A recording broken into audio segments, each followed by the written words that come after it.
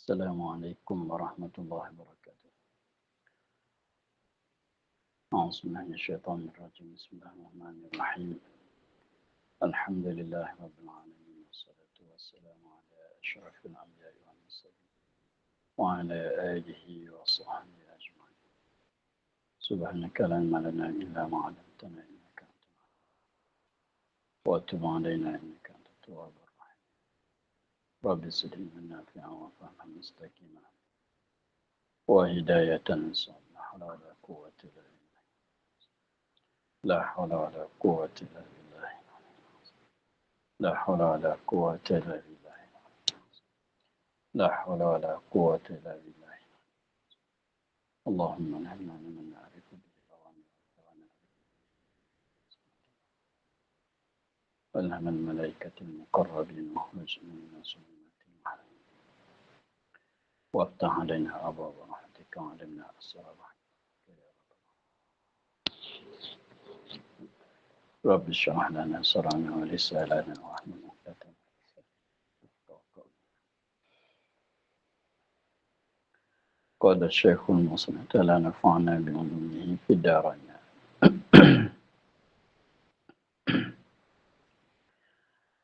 حكاية أخرى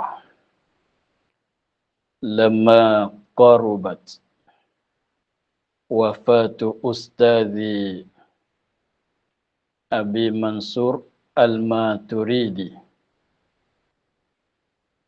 رحمه الله تعالى، وكان يومئذ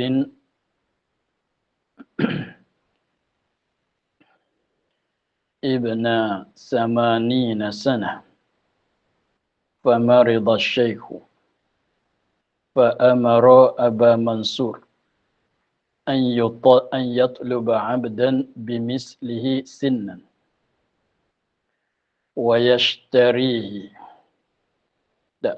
ويشتريه ويعتقه عنه.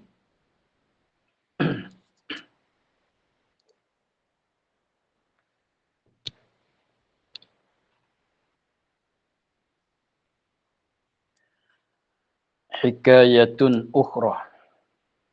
Ini suatu hikayat yang lain pula bersangkutan dengan kehormatan orang tua.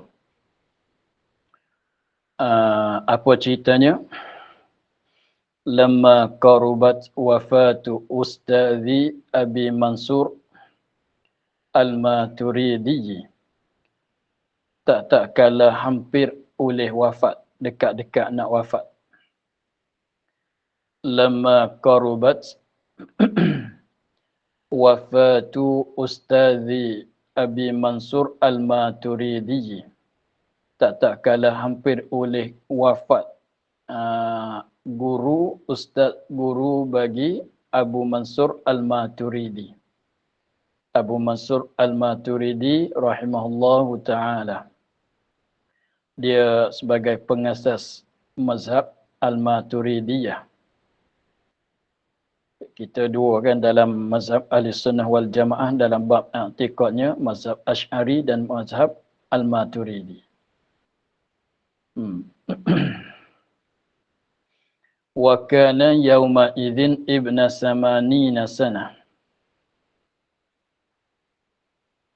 Wa kana dan adalah ia ustaz tadi, guru bagi Abu Mansur tu, yauma idzin ketika itu, ketika dekat nak mati itu, ibna 80 sanah. Umurnya anak, ibna tu mana anak. Bahasa Arab dia cakap gitu. Anak 80 tahun. Mana umur dianya? Anak mana umur dianya? 80 tahun.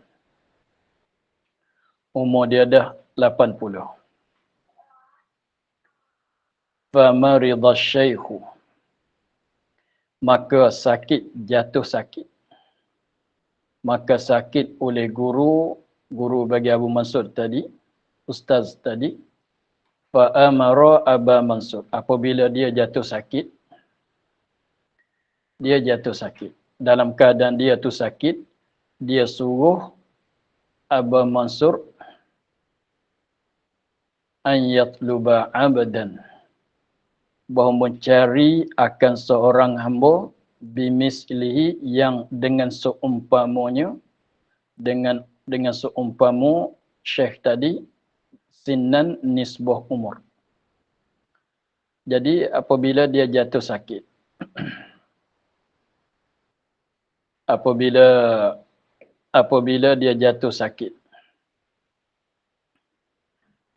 dia jatuh sakit, dia suruh Abu Mansur pergi cari akan seorang hamba yang semacam dia pada umurnya.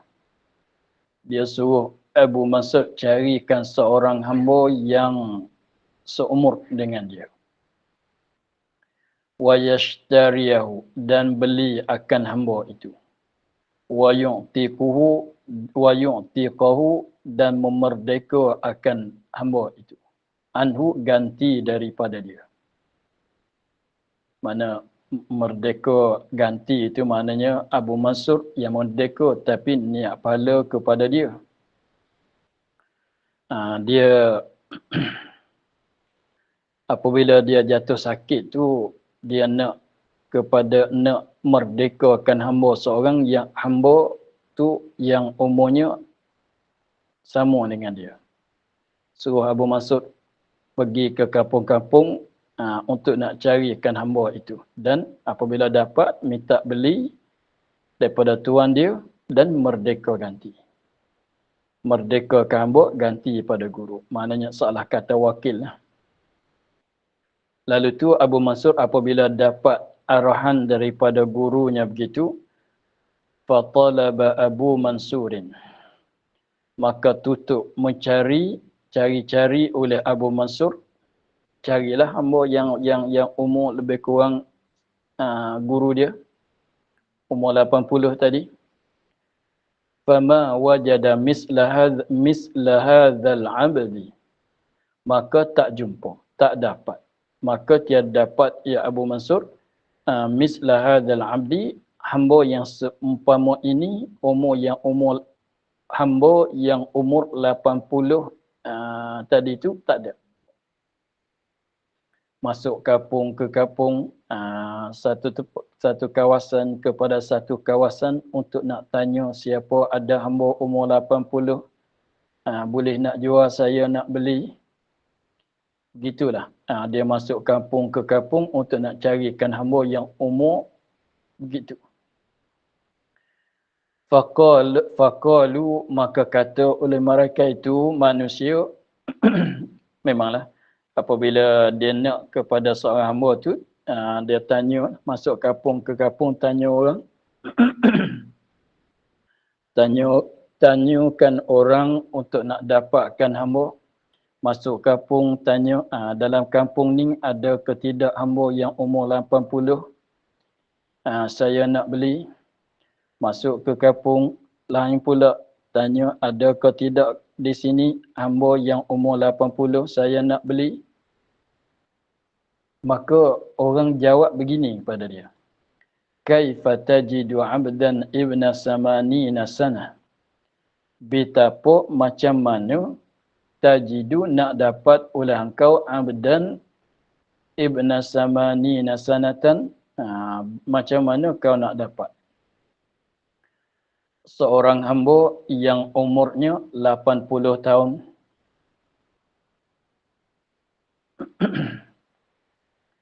Macam mana kau nak dapat seorang hamba yang umur 80 tahun masih jadi hamba lagi? Wa huwa yabqa 'ala riki, walahal dia tu masih kekal di atas kehambaan lagi. Umur 80 masih jadi hamba lagi. Walam yu'taq, dan tidak dimerdekakan. Jadi susah nak dapatlah. Orang cakap sama dia, dia katanya, macam mana kau nak dapat hamba yang umurnya 80?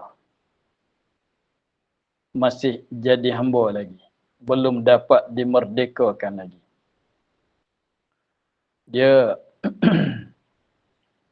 Dia adatnya, memanglah kita maklum apabila kita apabila kita memilikkan hamba, selama mana dia tu jadi hamba kita, maka wajib di atas kita ni kena nafkah kepada hamba itu. Wajib di atas penghulu menafkahkan kepada hamba. Maka biasanya adatnya orang membelakan hamba, memilikkan hamba untuk nak buat bekerja. Tapi kalau orang yang hamba yang apabila umur dah banyak, tak larat nak buat bekerja, orang merdeka supaya lepas daripada nafkah. Supaya lepas daripada nafkah.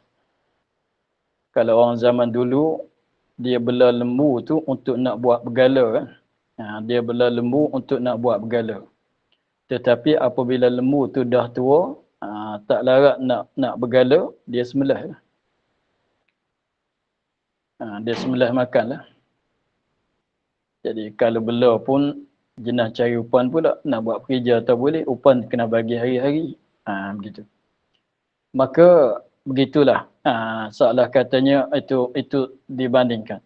Jadi maknanya orang kata begitu pada Abu Mas'ud. Kata macam mana kau nak dapat hamba yang umur 80 masih jadi hamba lagi, belum dapat jadi merdekakan lagi. Tak adanya begitu. Sebab adat manusianya apabila hamba tu umur Allah kebanyak, orang merdeka supaya dia tu cari rezeki sendiri. Habis itu apabila Abu Mas'ud dengar perkataan orang cakap begitu sama dia, faraja'a Abu Mansur rahimahullahu ta'ala ila ustazih.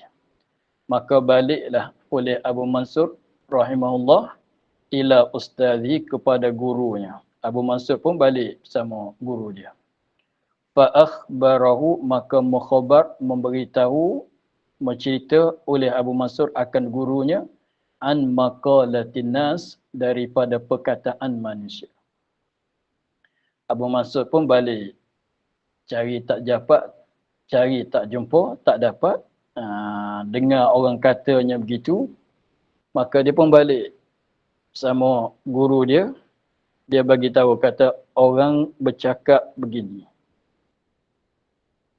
Falamma sami'al ustazu hadhil maqalah.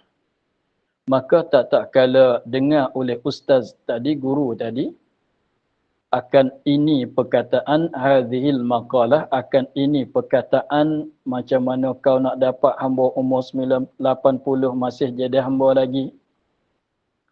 Apabila guru dia tu dengar perkataan itu, wada'a ra'sahu 'ala turabi, letak akan kepalanya di atas tanah. Mana sujudlah.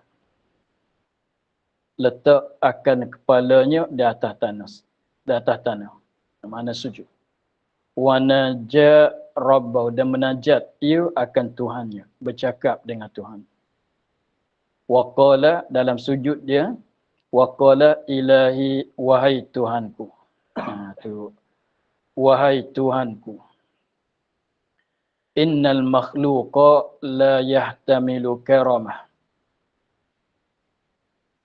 Innal makhluqa, sesungguhnya makhluk ini, la yahtamilu, tiada menanggung, karamahu, akan kemuliaannya.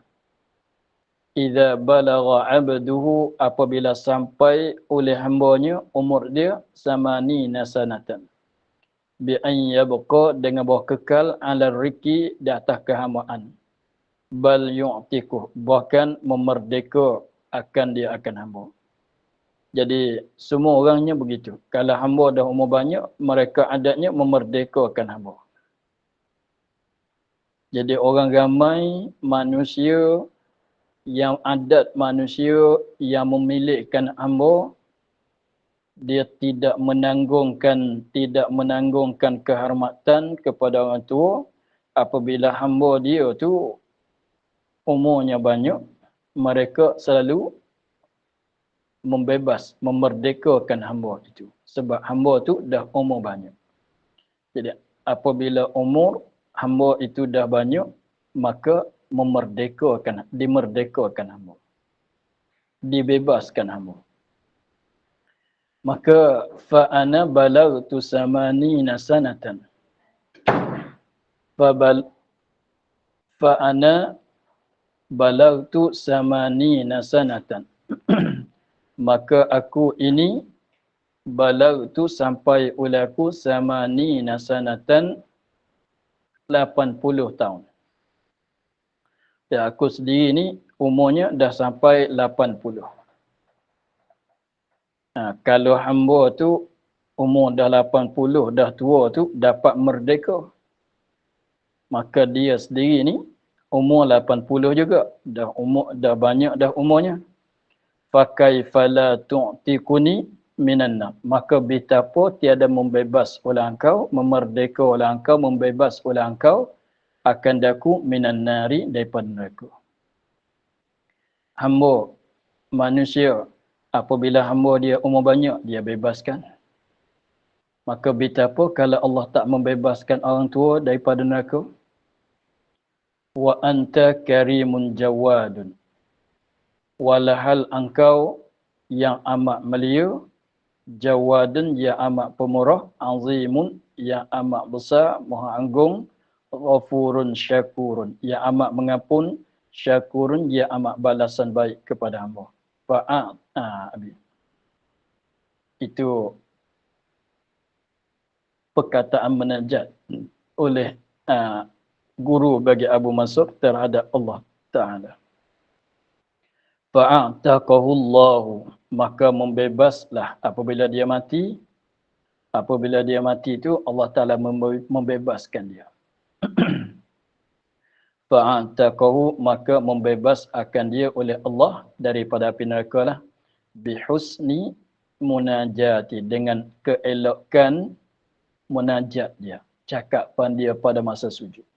Sebab tu kita boleh ambil daripada kisah ini kenapa guru bagi Abu Mansur apabila dia nak minta, dia nak munajat kepada Allah, dia sujud.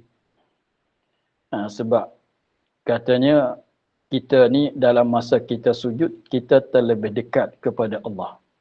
Jadi permintaan kita tu akan diterima oleh Allah apabila kita berdoa dalam masa sujud.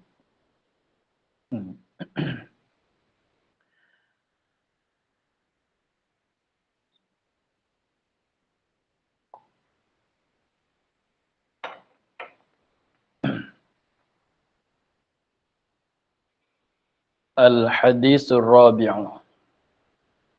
Bermula hadis yang keempat. An Ibrahim.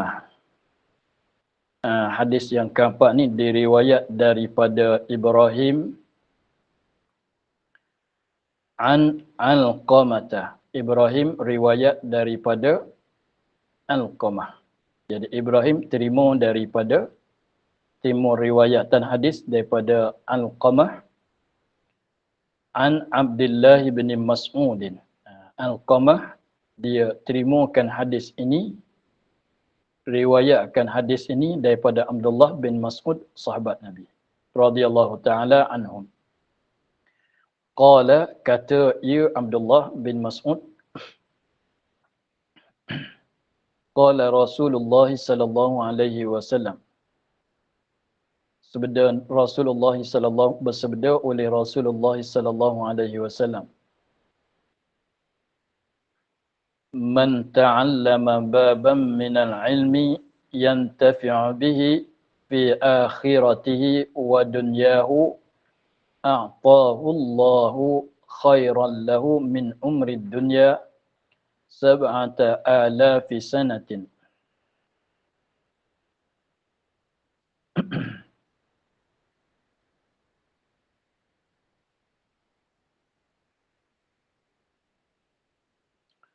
Man ta'allama baban, siapa-siapa belajar akan suatu bab. Barang siapa belajar akan suatu bab minal ilmi, daripada ilmu syarak. Belajarkan suatu bab daripada ilmu syarak, ilmu fiqh ke dan lain-lain. yantafi'u bihi. Dia belajarkan suatu bab daripada ilmu yantafi'u bihi, yang boleh ambil manfaat, ambil guna, boleh buat amal dengan dia, dengan suatu bab daripada ilmu fi akhiratihi, pada akhirat. Buat amal di atas dunia untuk akhirat dah.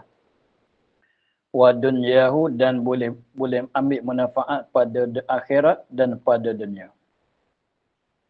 A'tahullahu, nascaya memberi akan dia oleh Allah, khairan lahu min umri dunya,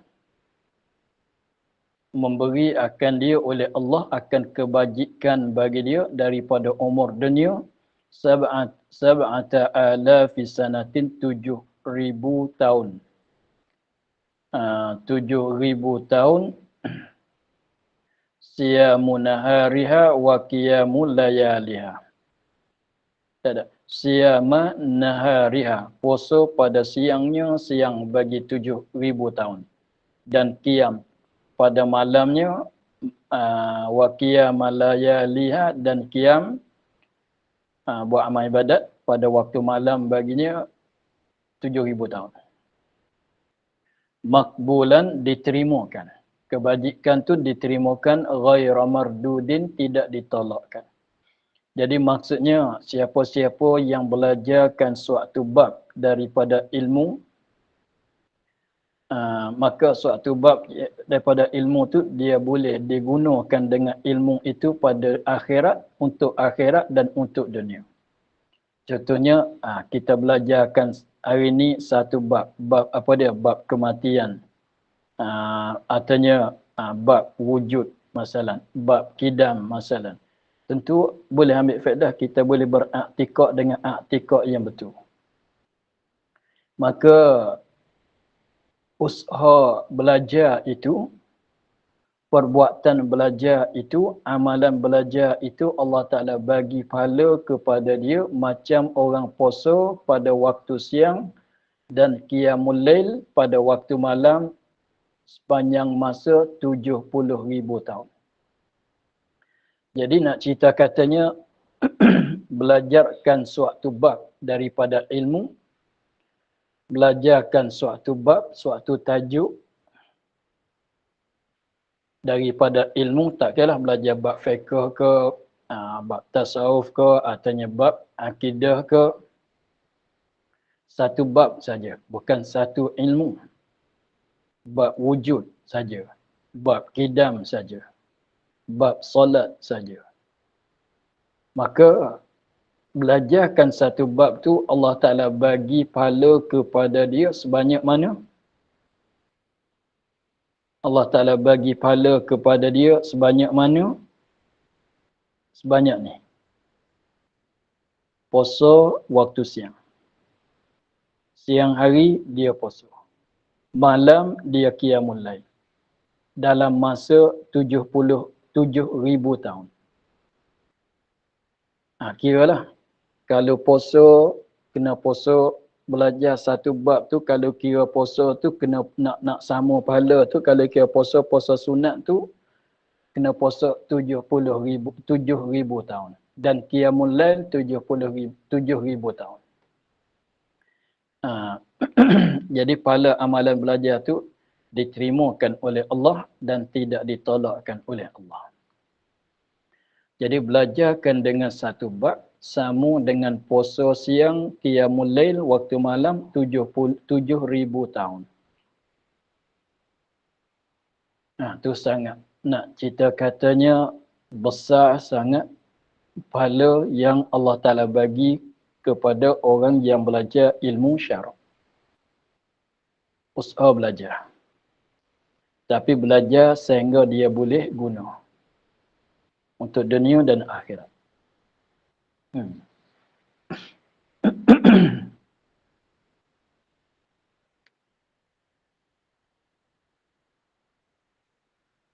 Itu hadisnya.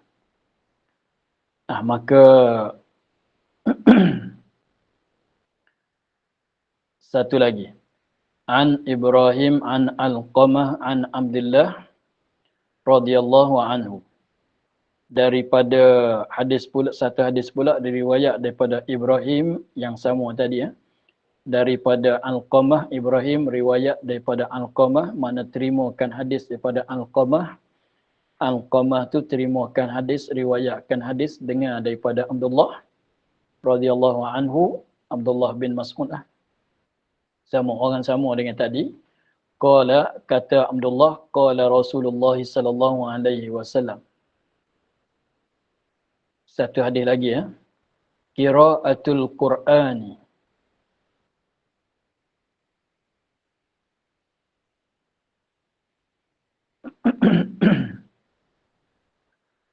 Qiraatul Qur'ani a'malul makfiyina.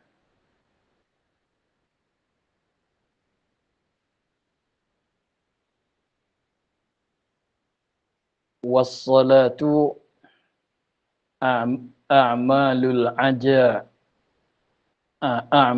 a'ajizi. Wassaumu a'malul fuqara'i.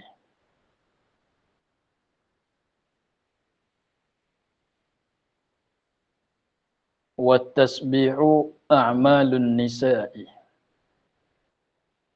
Wassadaqatu a'malul askhiya'i. Wattafakkuru a'malud du'afa'i.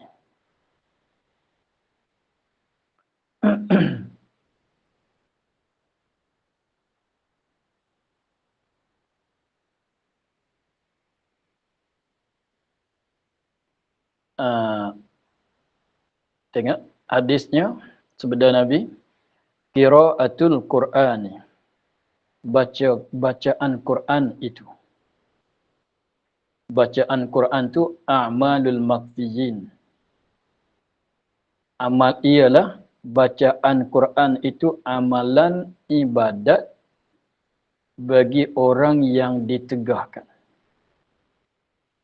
Jadi maknanya amalan orang yang tak boleh nak pergi kana, tak boleh nak bangun duduk. Jadi ghalib-ghalibnya begitulah. Amalan baca Quran ialah amalan bagi orang yang makfiyin, mana orang yang ditegahkan, maknanya orang yang tak boleh nak bergerak. Nak bangun duduk tak selesa. Maka dia kat orang ni kalau nak buat amal ibadat apa dia? Dia baca Quran lah. Baca sekadar boleh baca. Sekadar ingat. Sekadar dia hafal. Wassalatu a'malul a'ajizi.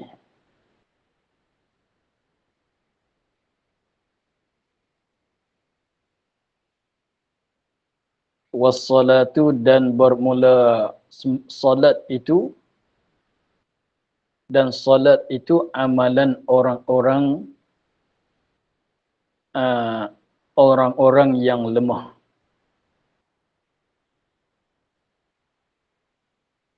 Wassaumu dan puasa itu amalul fuqara'i, amalan-amalan orang fakir.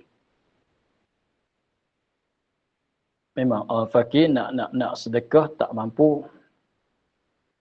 Orang fakir miskin nak amal dengan amalan sedekah dia tak mampu.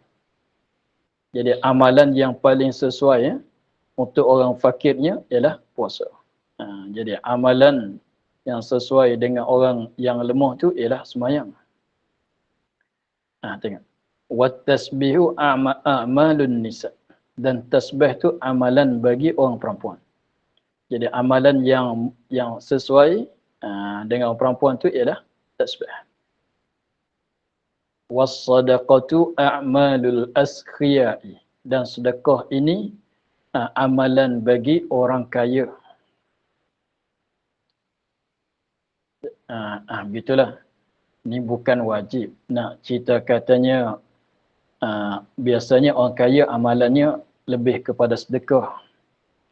Orang perempuan amalan dianya lebih berat kepada tasbih. Begitulah. Amalan orang fakir miskin lebih berat kepada puasa. Solat ada juga. Tapi nak cerita kata lebih berat kepada mana.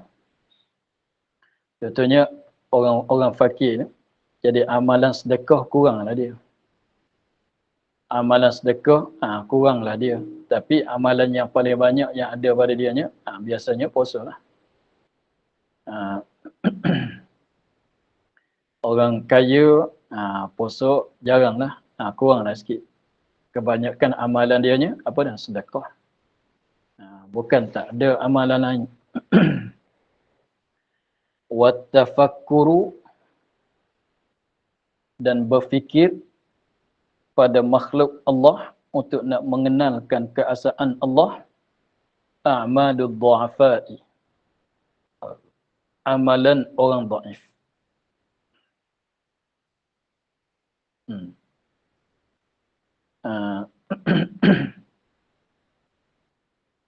Itu.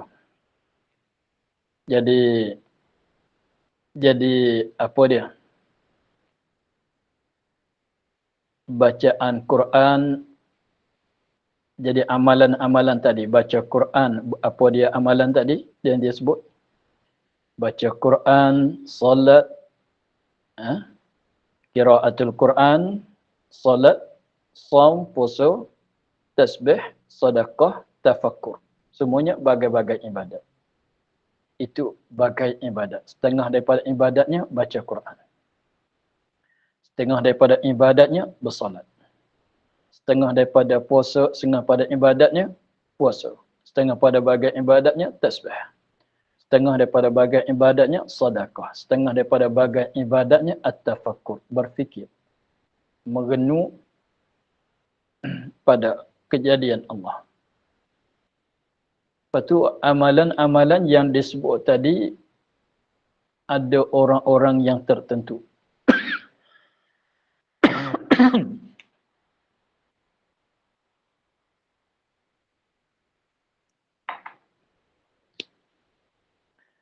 Jadi salah katanya orang fakir kerja apa dia? Puasa. Orang perempuan kerja apa dia? Tasbih. Orang kaya kerja apa dia? Sedekah. Begitu. Ala adullukum ala a'malil abtali. Ala, jaga-jaga. Adullukum, menunjuk ulaku akan kamu. Ala a'malil abtali, di atas amalan bagi abtal, pahlawan.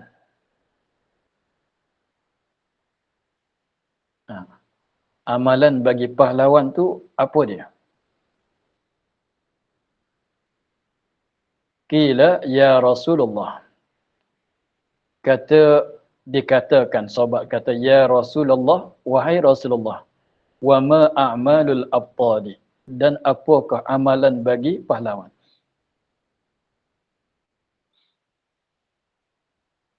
Qala, jawab Nabi sallallahu alaihi wasallam, talabul ilmi, tutup akan ilmu, belajarkan ilmu syarak. Itu amalan bagi pahlawan. Fa innahu nurul mu'mini. Fa innahu, kerana bahasanya ilmu tu nur, cahaya bagi orang mukmin, cahaya yang menyuluhkan bagi orang mukmin.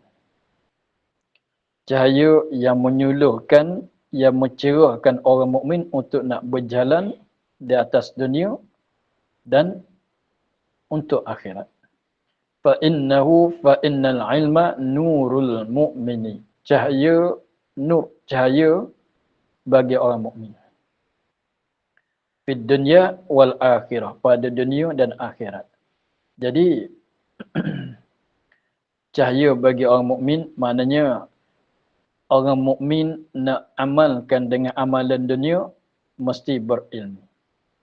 Orang mukmin nak amalkan dengan amalan akhirat mesti berilmu. Jadi amalan akhirat mesti dicerahkan, amalan untuk akhirat mesti dicerahkan akan amalan itu dengan ilmu. Amalan dunia pun mesti dengan ilmu. Mana dipandukan dengan ilmu. Jadi kalau kiranya kenapa nak baca Quran pun kena ada ilmu, nak salat pun kena ada ilmu, nak puasa pun kena ada ilmu. Bila. Wa qala an-nabiy sallallahu alaihi wasallam, dan sabda Nabi sallallahu alaihi wasallam, hadis lain pula tajuk kelebihan ilmu juga. Wa qala an-nabiy sallallahu alaihi wasallam, ana madinatul ilmi wa aliyun babuha. Ana, aku, diri Nabi, madinatul ilmi, negeri bagi ilmu. Artinya kota bagi ilmu. Wa aliyun, dan Ali itu babuha, pintu baginya bagi Madinah. Jadi jadi nak ceritanya begini. Madinah tu negeri bukan Madinah Madinah masjid tempat Nabi itu, bukan negeri. Negeri. Bandar besar-besar tu dia panggil Madinah. Bandar besar-besar tu panggil Madinah. Kalau sekarang city. City tu Madinah.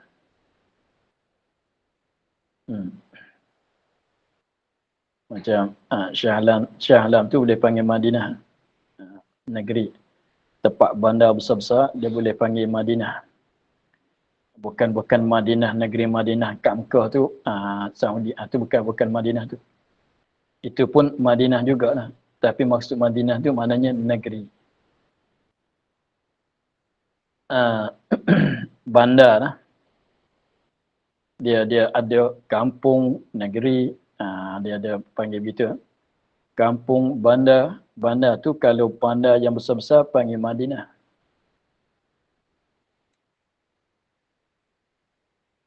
Maka di sini Nabi bandingkan kata dia ni seolah katanya negeri. Dan Ali itu ialah seolahnya pintu untuk nak masuk ke dalam negeri. Kalau tapi di sini kalau nak bagi nampak kecil sikit, rumah tentu ada pintu. Rumah kena ada pintu. Madinah negeri pun biasanya dilikung oleh kota. Biasanya zaman dulu satu-satu negeri itu dilikungi oleh kota. Maka nak masuk ke dalam Madinah, kepada suatu negeri, suatu bandar tu, kena lalu kat pintu negeri itu. Kampung pun begitu juga. Dilikungi oleh pagar kampung. Lepas tu nak masuk satu pintu. Macam kalau kecil lagi, rumah. Rumah memanglah nak masuk ke dalam rumah mesti lalu ikut pintunya. Maka soalnya kenapa Nabi bandingkan dia ni seperti Madinah, negeri? Sebab nak bagi nampak kata luasnya. Nak bagi nampak kata muat banyak. Kalau rumah ni muat tak banyak sangat. Kenapa Nabi katanya dia ni seperti negeri? Memanglah negeri itu berapa kampung pula, berapa kawasan pula yang masuk di sebuah Madinah. Jadi Nabi tak banding dengan rumah lah. Kalau banding dengan rumah, nak luas mana sangat. Tapi ala kulli hal kita nak bagi nampak gambaran yang kecil dulu. Rumah, segala benda yang masuk dalam rumah mesti melalui ikut pintunya. Segala benda yang ada dalam rumah, tak kira barang ke, orang ke, apa benda saja, harta benda ke, kain baju ke, Mana-mana benda sekalipun yang ada dalam rumah mesti lalu ikut pitunya. Nah, jadi seolah katanya pitu dia akan tahu kata ada apa benda masuk ke dalam rumah. Kalau kita nak tanyanya apa benda yang ada di dalam rumah, tak payah masuk dalam rumah, tanya pitu. Hai pitu, kat rumah ni ada apa benda? Kalau pitu tu boleh cakap. Sebab semua pitu tu dia tahu. Sebab lalu kat dia. Nampak bayangan Kalau kita boleh cakap, kita boleh cakap dengan pitu, kita nak tahu benda apa, orang ada berapa orang dalam rumah ni, barang ada berapa jenis barang, berapa banyak dalam rumah ni, tak payah kita masuk tengok. Tak payah kita masuk cek dalam rumah. Tanya pitu tu saja. Wahai pitu, apa benda dalam rumah ni ada? Ada berapa banyak? Tentu pitu boleh jawab. Sebab segala benda orang sama nak masuk dalam rumah mesti melalui pitu. Jadi barang, benda-benda, orang, barang semuanya simpan kat mana? Simpan kat rumah. Semua barang, benda semuanya simpan kat rumah. Ni kita nak bagi gambaran dulu. Jadi nanti luas sikit lagi. Kita bagi nampak begini. Nabi semacam rumah. Nanti kita luaskan nak bandingkan, nak buat misal Madinah tu takut susah nak nampak sangat. Kita ambil yang kecil dulu. Nabi itu seolah rumah. Tempat simpanan barang. Rumah tu tempat pengisian orang dan barang-barang. Mana seolah kata Nabi itu tempat pengisian ilmu. Jadi diri Nabi seperti diri rumah. Lepas tu barang dalam rumah ialah ilmu. Bandingnya begitu. Jadi rumah ada apa? Ada orang, ada barang-barang. Rumah tu seolah Nabi. Barang tu seolah kata ilmu yang terisi.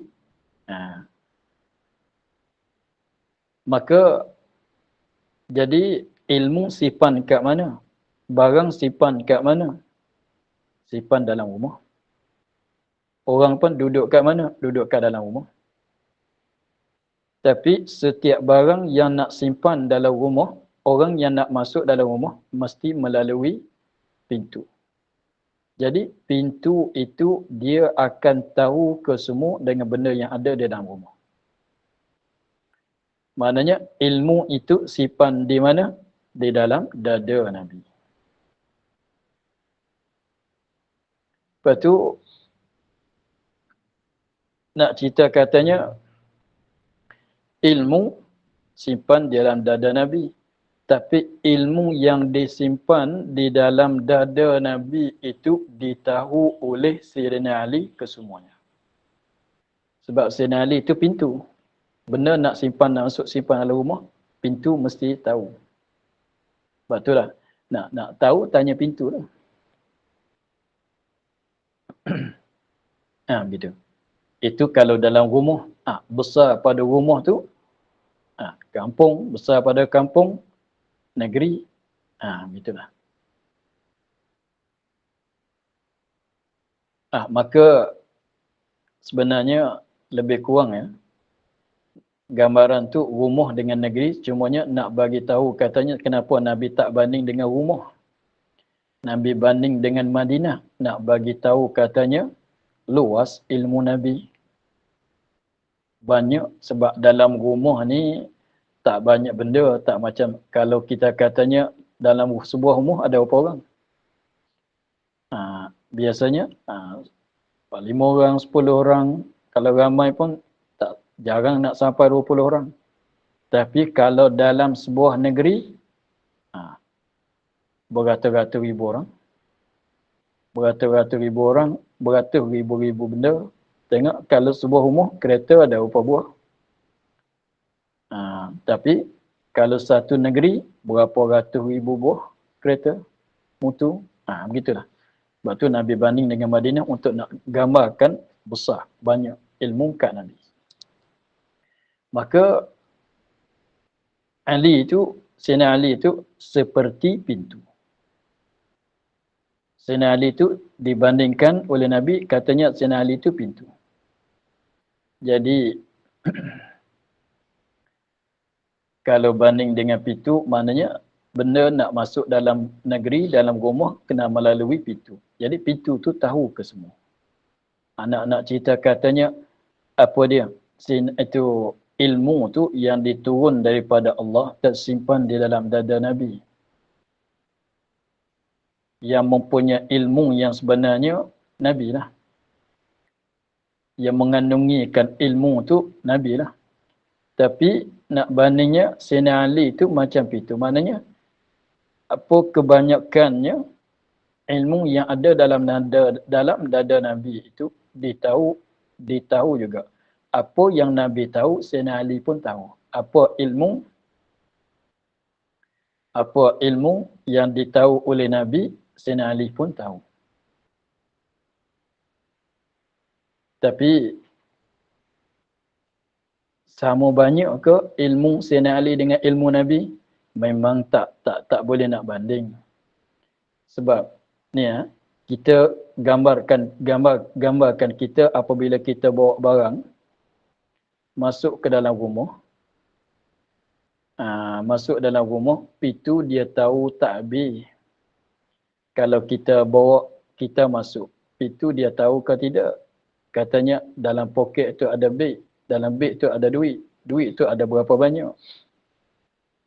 Pintu tak tahu, tapi dia tahu. Katanya ada seorang masuk dalam rumah. Dalam poket dan nampak macam ada beg duit. Tapi duit ada berapa banyak? Dia tak tahu. Tapi dia tahu sekadar tu. Tapi nak cerita katanya, kebanyakan ilmu yang ada di dalam dada Nabi ditahu oleh Sayyidina Ali. Ditahu oleh Sayyidina Ali. Tapi sebiji-sebiji ke? Tak sebiji-sebiji. Macam kita bawa barang masuk dalam rumah, benda tu dalam beg. Pintu dia tahu kata ada sebuah beg masuk dalam rumah. Pintu dia tahu katanya ada sebuah beg masuk dalam rumah. Tapi dalam beg tu, baju ke kain ke berapa helai ke, pintu tak tahu.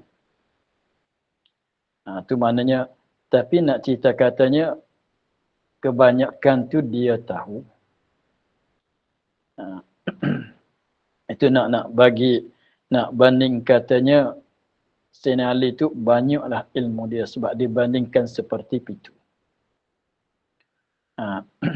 Tapi jangan faham kata sama banyak ilmu Sayyidina Ali dengan ilmu Nabi tak sama banyak. Sebab pintu, kalau benda kita bawa benda melalui pintu, kalau benda tu dalam beg, pintu tak tahu, pintu tak sekadar tahu kata ada sebuah beg masuk dalam rumah. Begitu. Tapi dalam beg tu apa benda dalam beg, pintu tak tahu.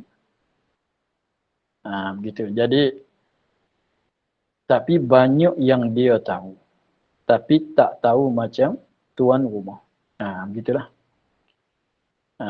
Banyak yang Sayyidina Ali tahu, tapi tak tahu semacam Nabi. Nak sebiji-sebiji dengan Nabi, 100 sama 100 dengan Nabi, bukan.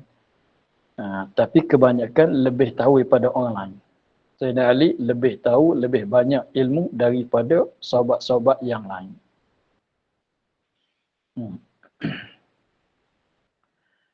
Itu dia. Habis itu cerita kita ni panjang. Nampaknya untuk hari ni kita sekadar itulah dulu. Kita akhir pada kata waqala an-nabiyyu sallallahu alaihi wasallam ana madinatul ilmi wa aliyun babuha. Wallahu a'lam. Alhamdulillah rabbil alamin. A'udzu billahi minasyaitonir rajim.